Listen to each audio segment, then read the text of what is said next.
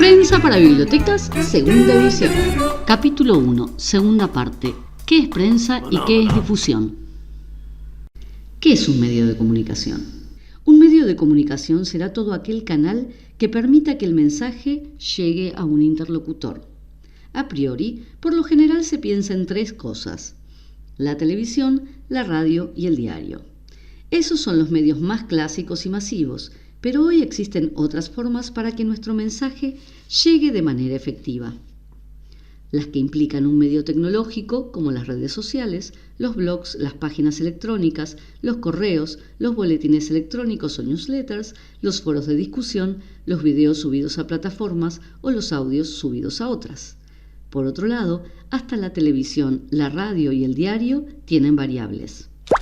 La televisión puede ser abierta y por cable, local, nacional, internacional o streaming por internet. La radio puede ser local, nacional o puede también estar en línea, los podcasts. Diarios, locales, nacionales, internacionales, gráfica en general, boletines institucionales, revistas, publicaciones especializadas en un tema, secciones en medios más abarcativos, revistas de domingo.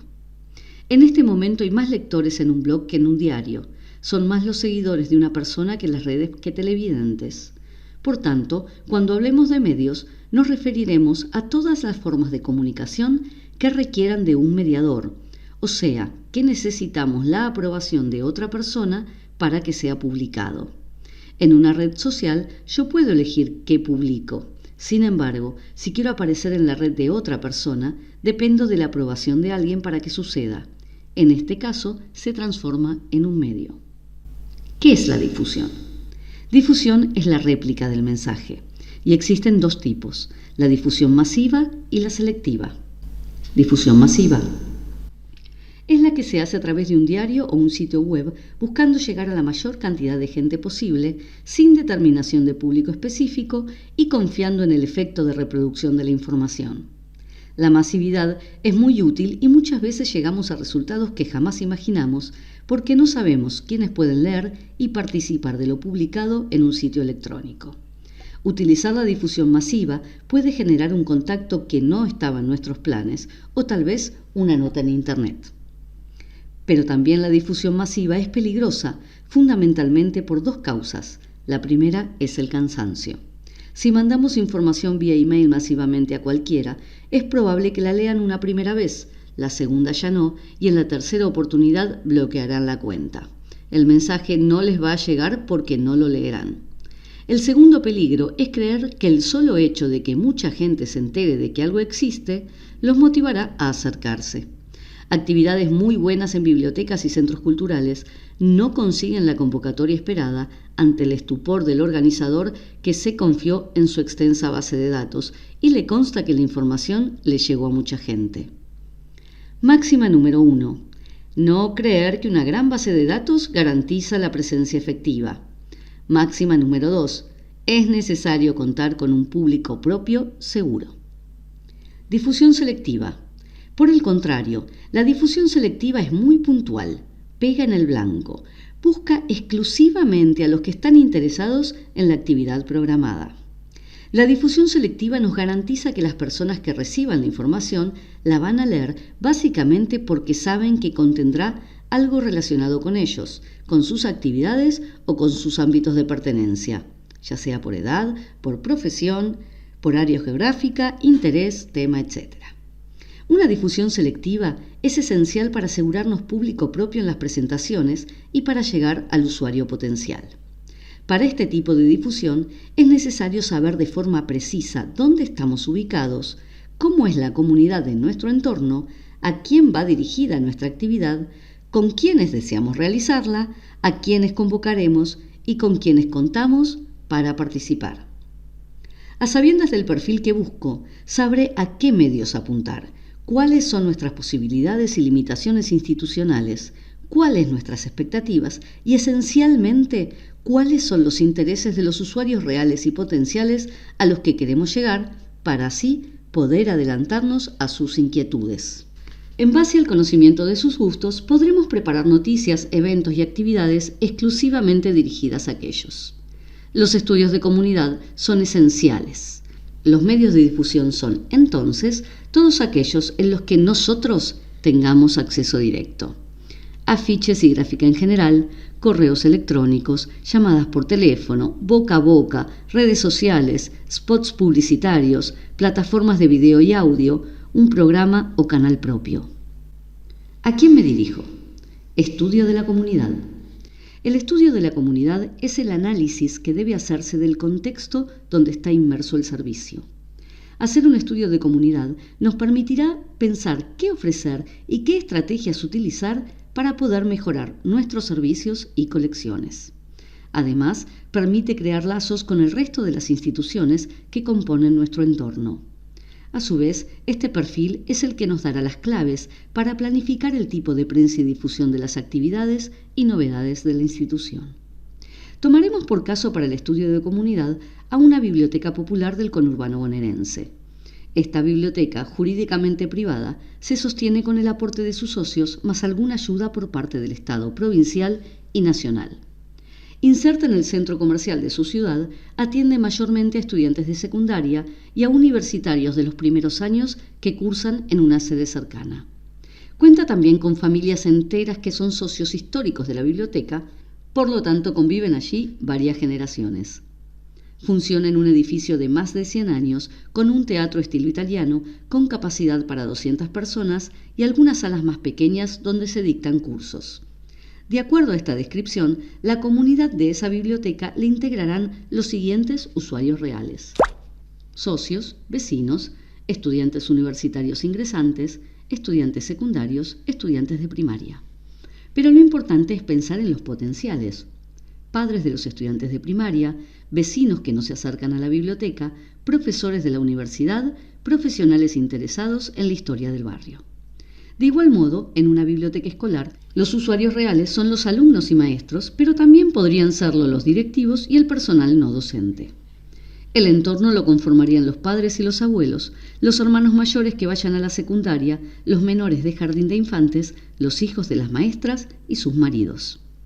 En una especializada, los profesionales y estudiantes del área serán los usuarios reales, pero también debemos pensar en otros estudiantes y profesionales de la región y del país, en los demás trabajadores relacionados con ese campo y en su entorno, hijos, maridos y padres.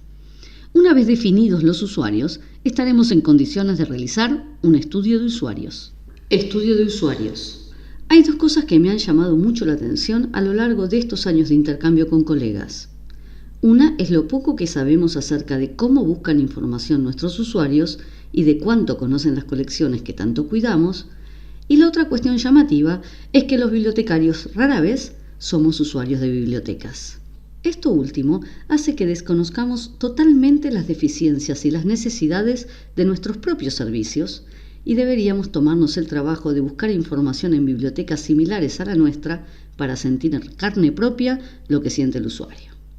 Los estudios de usuarios sirven para conocer la forma en que se relacionan con la información que les ofrezco, cuáles son los servicios que más utilizan, de qué manera reformulan la información encontrada, qué canales usan, etc.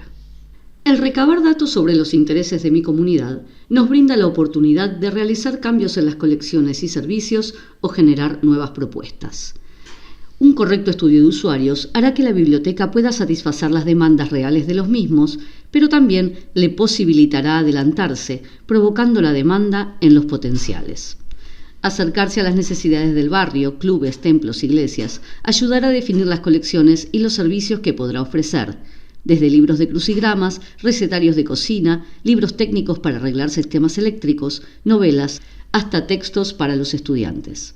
Los catálogos colectivos, la cooperación entre instituciones para compartir colecciones, las donaciones, el préstamo interbibliotecario, etc., son opciones que deben tenerse en cuenta para ofrecer mejores servicios a los usuarios reales, y además serán de gran valor para hacer prensa y darnos a conocer a la comunidad. Contar con datos útiles y actualizados de los usuarios sirve para proponer y difundir, para pensar en convocar a alguien como participante o como oyente. Pensando en función de hacer prensa, detectar el perfil de mis usuarios me ayudará además a definir a quiénes me voy a dirigir y cómo me voy a asegurar su presencia en las actividades. Por ejemplo, si conozco el interés o necesidad de un docente, puedo ofrecerle una sección específica de mi colección. Por si esto fuera poco, este docente puede hacer conocer mi propuesta a sus alumnos y estos a sus padres. 5 preguntas básicas servirán para indicarnos el camino que debe seguir la prensa, pero además nos permitirá saber si será necesario hacer cambios en cuanto a la forma de acceso a las colecciones.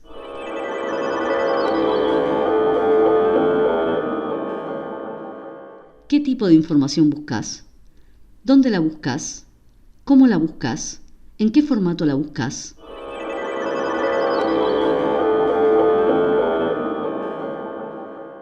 Las respuestas nos permitirán conocer: 1. Si tengo la colección que desean mis usuarios, si consideran a la biblioteca como un punto de referencia para encontrar dicha información o qué canales utilizan, sus habilidades para búsquedas exitosas y si los formatos que tengo son útiles y conocidos por el usuario.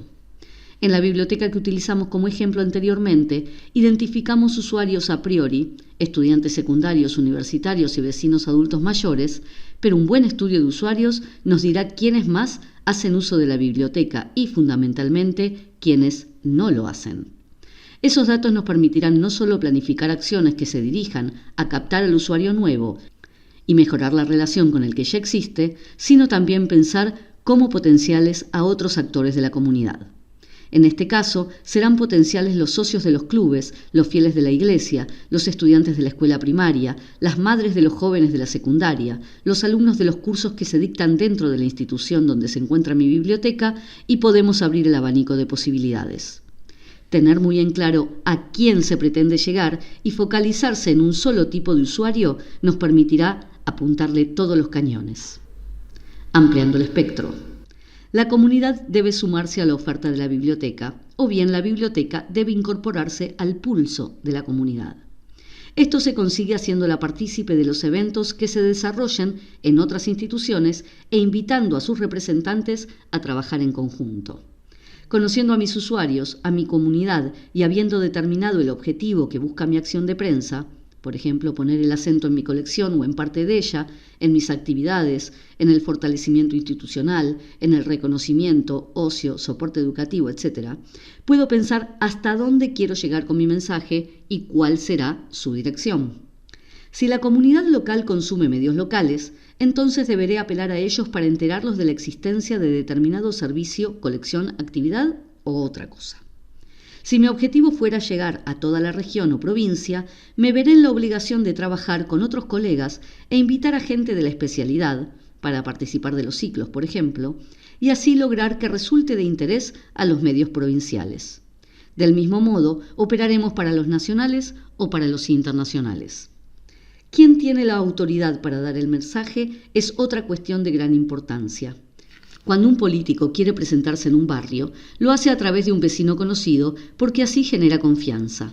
Del mismo modo, la biblioteca deberá recurrir a un vecino respetado si quiere ser escuchada por su comunidad. Y esto es así porque el acompañamiento de un vecino respetado evita prejuicios comunes como me quieren vender algo o quieren mi voto. Por eso es necesario tener muy en claro quién tiene la autoridad, quién es el portavoz de la comunidad a la que quiero dirigirme, el cura, el pastor, el intendente, el profesor, el referente profesional del área, el rector, el puntero, el maestro, el director, etc. Algunas ideas prácticas para lograr nuevos usuarios. Para acercar a estos nuevos usuarios y a su vez salir en los medios, podemos usar distintas estrategias.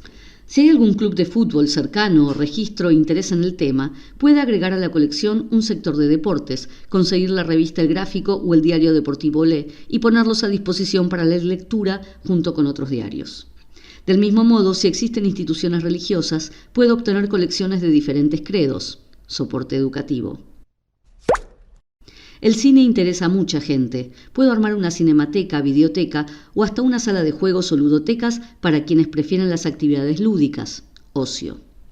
Llegar a los nativos digitales, niños, adolescentes y adultos jóvenes es difícil, pero una buena encuesta nos facilitará saber qué canales utilizan y aprovecharlos. Por ejemplo, es posible usar las plataformas de video para crear youtubers, es decir, hacer de nuestros usuarios adolescentes críticos literarios o incentivarlos a hacer tutoriales para el uso de nuestras colecciones o para búsquedas en catálogos. Formación de usuarios. Notemos que en estos casos estaremos interactuando con usuarios que posiblemente nunca hayan utilizado nuestro servicio in situ. Si en la institución se dictan cursos de letras o de teatro, seguramente se generarán obras.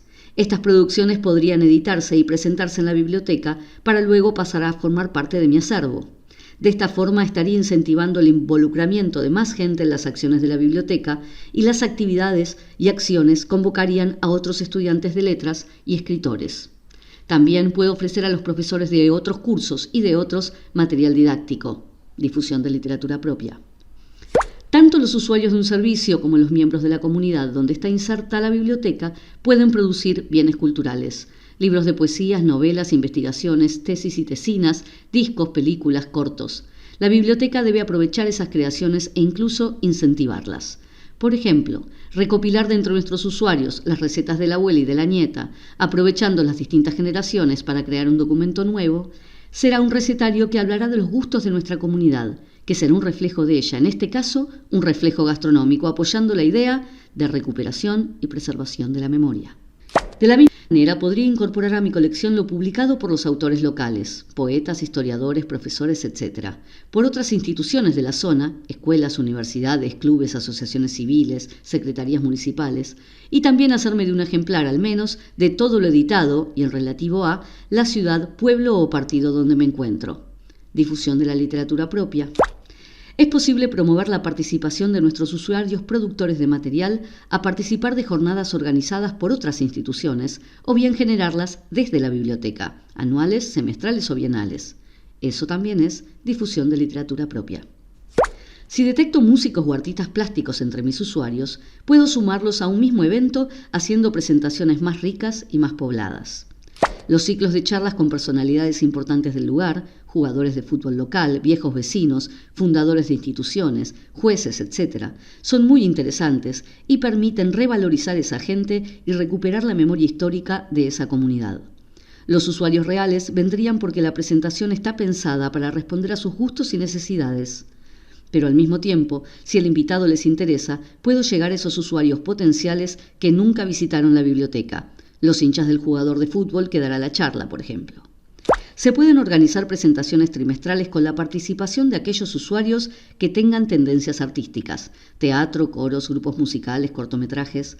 Los invito a un evento para que se conozcan entre ellos y compartan experiencias. A su vez, convoco a mis usuarios reales para fidelizarlos y a las que no vienen nunca para que se acerquen a la biblioteca a disfrutar de un tiempo de ocio.